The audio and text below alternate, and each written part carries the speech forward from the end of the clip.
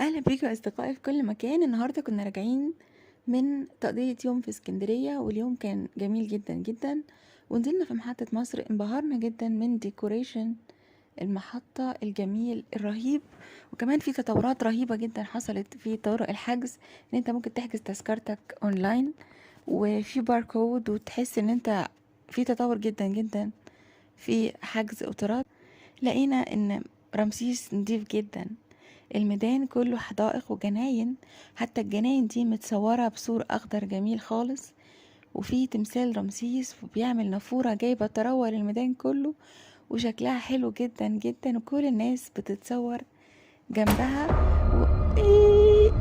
لا يا جماعة، طبعا احنا طلعنا لقينا مفيش تمثال ومفيش نافورة ومفيش جناين ومفيش سور ومفيش رصيف، لأن كل الرصيف عليه محلات لبيع منتجات وزحمة جدا وبضايع على الرصيف، فانت هتضطر تمشي في الشارع اتجاهين، وحاجة ضيقة جدا.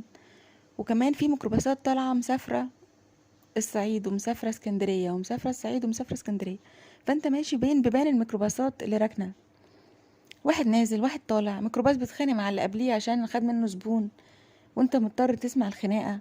باب عربية جه في وشك، يعني انت ماشي في حتة رهيبة جدا، وعوادم ودي مش ممكن تكون محطة مصر. يعني انت اي حد جاي الميكروباصات والصريخ والبياعين الجائلين والرصيف مشغول والعربيات اتجاهين والتراب والزحمة، لا يمكن يا عبلة تكون هادي مصر، لا يمكن.